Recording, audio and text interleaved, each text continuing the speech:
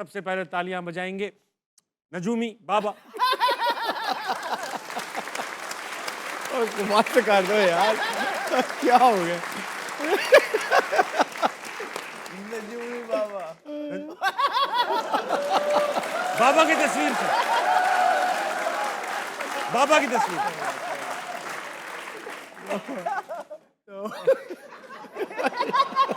मोहम्मद आमिर के लिए तालियां।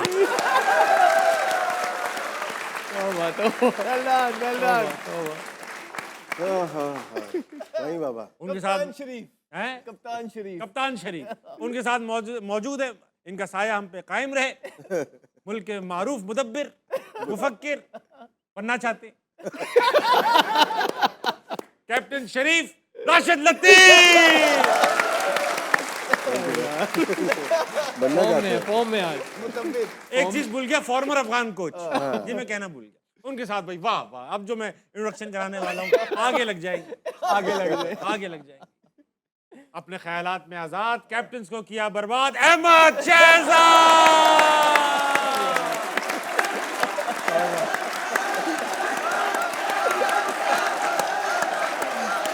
हो गया हो गया हो गया।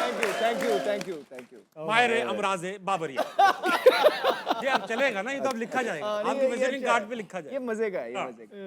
राशिद भाई, आपसे ही हमेशा की तरह आगाज करेंगे। जिम्बाब्वे वेस्ट इंडीज का मुकाबला, वेस्ट इंडीज जिस तरह खेली उस ग्रुप के लिए खतरे की घंटी बजा दी। रन रेट 5.35 है अब वेस्ट इंडीज का। इंडिया के लिए और मुसीबतें खड़ी हो सर चुकी है। ये जिम्बाब्वे को फर्क नहीं पड़ा बिल्कुल भी, इंडिया को फर्क पड़ा है इस पे। और इनका जो नेट रन रेट है बिल्कुल बहुत हाई चला गया। और वेस्ट इंडीज, जिम्बाब्वे ने मेरे ख्याल से गलती की कि टॉस जीत के उनको बैटिंग करा दी। ये श्रीलंका नहीं है, इंडिया है। तो यहाँ पे उनको चाहिए था मेरे ख्याल से खुद बैटिंग करते और ज़्यादा रन बना के एक टारगेट सेट कर देते। तो वेस्ट इंडीज़ ने अपने 2 राइट हैंडर रख के उसके बाद लेफ्ट राइट का कम्बिनेशन बनाया और बहुत अच्छा ये किया, इटमायर को नंबर 3 कर दिया। इससे पहले वाली सीरीज़ में देखें 5-6 नंबर पे खेले हैं और उनका नो डाउट कैच छूटा है, लेकिन जिस तरह से उन्होंने बैटिंग की है आउटस्टैंडिंग, बहुत ही ज़बरदस्त बैटिंग की है। और उनके स्पिनर्स भी आज चले, अकील हुसैन को देखें उन्होंने, फिर मोटिया ने 4 आउट किए। तो वेस्ट इंडीज़ लग रहा है कि एक मैच और उनको जीतना है, बड़ा मैच इंडिया के खिलाफ, और वो सेमीफाइनल में लगता है क्वालिफाई कर जाएगी। आपको पहले टेबल देख लेते हैं, फिर वेस्ट इंडीज के मुतालिक और सा टेबल लगाना बेटा। टेबल कह रहा है वेस्ट इंडीज का 5.35 है, इंडिया का -3.8 है। अगर इंडिया तीनों मैच जीतता है फिर तो चांस बन जाता है। तीनों कहाँ जीतते हैं? इंडिया, दोनों सॉरी। साउथ अफ्रीका को तीनों जीतने पड़ेंगे इंडिया को क्वालिफाई कराने के लिए।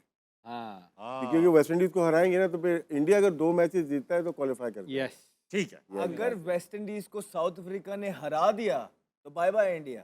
अच्छा जी। ओ भाई आमिर भाई, आपसे पूछूंगा, हमारा ग्रुप भी दिखा दो ताकि तसल्ली पहुंचे। हमारे ग्रुप में हम बगैर कुछ करे 1 पॉइंट ले चुके हैं। न्यूजीलैंड भी 1 पॉइंट ले चुका है। बड़े शरारती है। श्रीलंका इस वक्त बॉटम ऑफ द टेबल है और इंग्लैंड जो है इस वक्त टॉप ऑफ द टेबल है। 2.550 का उनका नेट रन रेट है। राशिद भाई, किसी दिन मैं आपको नेट रन रेट का फॉर्मूला भी एक्सप्लेन करने के लिए तकलीफ दूंगा कि आप बताएं हमें। इसमें जितने ओवर आपने अगर आउट हो गए, 13 ओवर में आउट हो गए, तो आपके 20 ओवर काउंट होते हैं। ठीक है, और बॉलिंग और बैटिंग दोनों ही में काउंट होते हैं, उसके बाद नेट रन रेट बनता है। मैं एक एग्जांपल दे सकते हैं नंबरों में आपको। जैसे एक फॉर एग्जांपल एक कंट्री ने 100 रन बनाए, हाँ, 12 ओवर में आउट हो गए। जैसे इंडिया कल जल्दी आउट हो गया जी। लेकिन वो 20 ओवर से काउंट होंगे, पूरे यानी कि 20 उनका ओवर, टोटल रन 20 ओवर से 20 डिवाइड ओवर किए से जाएंगे। डिवाइड होगा। सही है, तो एक रन रेट आ उससे जाएगा। जाके उनका नेट रन रेट बन जाता है। ठीक है। इस तरह से अगर पहले होता था कि आप जितने ओवर में आउट हो गए, 13 ओवर में आउट हो गए, तो वहीं से काउंट होता था, वो गलत होता है। ये 90s की बात कर रहा हूँ। उसके बाद उन्हें हल्के हल्के चेंजेस किए जिसमें ये नेट रन रेट लेके आए वाला। इस पे हम कल तफसीली गुफ्तगू भी कर लेंगे ताकि नेट रन रेट का भी लोगों को पता चल जाए, क्योंकि कुछ कैलकुलेशन थोड़ी सी कॉम्प्लिकेटेड है। आमिर भाई, आपसे पूछना चाहूंगा, इस वर्ल्ड कप में तो चल ही रहा है पाकिस्तान, जो भी हालात है चल रहे, अगला वर्ल्ड कप भी आने वाला है, उसमें आप ये बताइए, क्योंकि आप इतनी अच्छी प्रेडिक्शंस करते हैं, गंदम की फसल कैसी होगी? अब इन बातों पे उतर अगर बारिश हुई तो अच्छी होगी। बारिश हुई तो। और ज़्यादा बारिश हो गई तो फिर खराब हो जाएगी। अच्छा, लेकिन आपकी जो भविष्यवाणियां हैं, प्रेडिक्शंस हैं, उनके ऊपर मैं एक चीज पूछना चाहूंगा। जी। On the papers, on the cards, देखने में सब में इंडिया बड़ी सॉलिड टीम लग रही है। पूरा यूनिट है, बॉलिंग है, बैटिंग है, फील्डिंग बहुत अच्छी है और मोमेंटम है। मतलब जीतते आ रहे हैं, 3-3.5 साल बाद हारे हैं किसी T20 वर्ल्ड कप। आपको ऐसा क्या दिख गया अंदर बाहर जो उनको नहीं दिख रहा था खुद से? देखिए जब ये बात भी हुई थी, जब आपने कहा था कि आपने इंडिया को ही सेमीफाइनल से बाहर कर दिया, मैं गलत भी हो सकता हूँ, अभी भी इंडिया क्वालिफाई शायद कर सकता है, लेकिन मैंने जो ऑब्जर्व किया था, मैंने कल भी बात की थी कि जो उनके बैट्समैन हैं, ये जो जितने भी अभी टॉप 3 खेल रहा है, ये आईसीसी के इवेंट्स में टेस्ट ही नहीं हुए थे, हाँ। राइट? और तीनों ये वो वाले ऊपर जो टॉप 3 है इनका, ये वो वाले हैं ही नहीं है कि ये पूरा मैच लेके जाएंगे। यस जिस दिन ये चल गए तो चल गए। तो बड़ी टीमें बड़े इवेंट्स में पूरा प्लान करके आती हैं, तो बड़ा चांस होता है ऐसे टॉप ऑर्डर को जल्दी आउट करने का। अगर आप देख लें 4 के 4 मैच इनका टॉप ऑर्डर वो किया, कोलैप्स किया, क्योंकि ये इनका जो टेम्परामेंट है ये विराट और रोहित वाला नहीं है। वो सिचुएशन को अब उनको लगता था कि नहीं 170 हम 8 की रन अगर हमें पर ओवर चाहिए तो उस हिसाब से खेलते थे। वो ये नहीं था कि बस मुंह उठाया और मार दिया। ये जो आप इनके टॉप 3 देखें, ये सिर्फ अपनी नेचुरल गेम खेलते हैं, बॉल नजर आता है घुमा देते हैं। तो जो अच्छी टीमें होंगी वो प्लान करके आती है। मैंने आपको पहले बोला है कि उनको पता होता है कि कहाँ पे कैसे कैसे बॉलिंग करनी है। तो इनके ये और मिडिल ऑर्डर को या टॉप ऑर्डर को देख के मैंने कहा था, अगर आप देख लें बीच में सूर्या के अलावा मुझे तो कोई ऐसा तगड़ा मिडिल ऑर्डर नजर ही नहीं आता। पांड्या जो है वो ऑलराउंडर है, वो प्रॉपर मिडिल ऑर्डर बैट्समैन नहीं। हाँ वो ऐसा डेंजरस प्लेयर है, 30 बॉलों पे 70 चाहिए तो वो आएगा शायद 15-20 बॉलों पे 40-45 का दर, लेकिन वो यूं सिचुएशन के हिसाब से नहीं खेल सकता। तो मैंने उस हिसाब को देख के इंडियन बैटिंग लाइन को देख के कहा था कि मुझे लगता है कि इनकी बैटिंग लाइनअप कोलैप्स करेगी, जिसके चांसेस इनके कम है आगे जाने के। प्रॉपर है। आमिर जो अहमद, तुझे लगता था वो अब पूरे इंडिया को लग रहा है। ये तो अब लगना शुरू हो गया जब से वो अभिषेक शर्मा आउट हुए।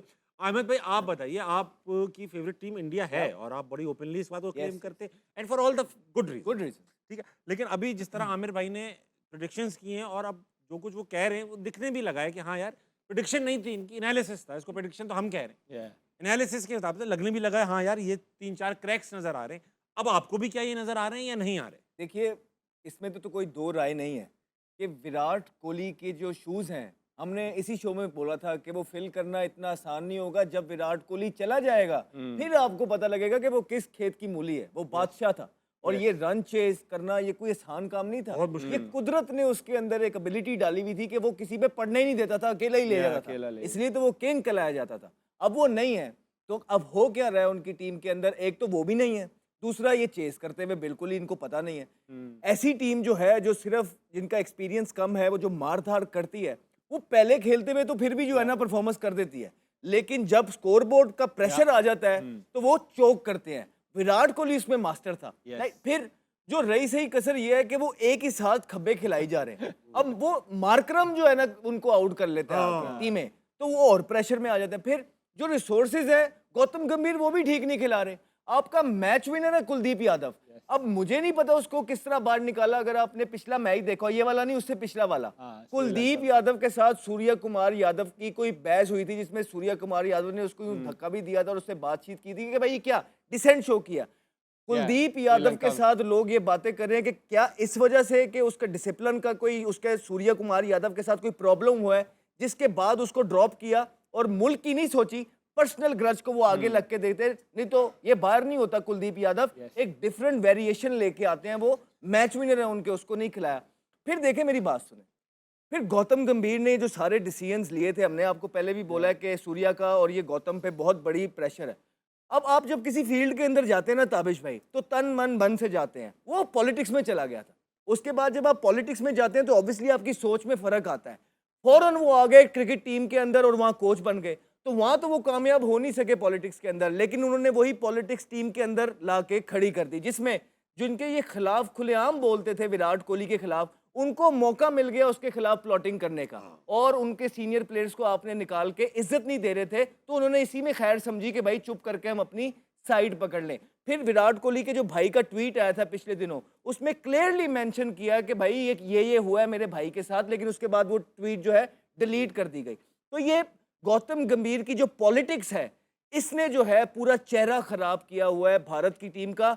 अभी भी भारत की टीम अगर आप देखेंगे तो इतनी बुरी टीम नहीं है, लेकिन जो कॉम्बिनेशन वो अंदर घुसा रहे हैं वो ठीक नहीं घुसा रहे हैं। अक्सर को बाहर कर दिया, कुलदीप को बाहर कर दिया, फिर टॉस जीत के इन्होंने पीछे जो है जब प्रैक्टिसेस कर रहे थे उसमें चेस करने का इन्होंने वो अपने आप को वो दिया नहीं टाइम, पहले बारियां लेते रहे। तो ये सारी चीजें देख के और जो अब वेस्ट इंडीज ने क्रिकेट खेल दी है, कल की बात तो कल पे थी, उसके बाद ये था कि अच्छा हम ये कर लेंगे, ओ भाई वेस्ट इंडीज के बाद तो उनके चांस और स्लिम हो गए। हलक में आ गए, हलक तो में आ गए। मुझे नहीं लग रहा है कि अब बहुत कोई मिरेकल हो गया या जो वही हो गया जो कभी कभार इंडिया कर देता है, तो फिर इंडिया आ सकता है ऊपर। नहीं तो हमें लगता नहीं है कि इस परफॉर्मेंसेस के बाद अब इंडिया क्वालिफाई करता है।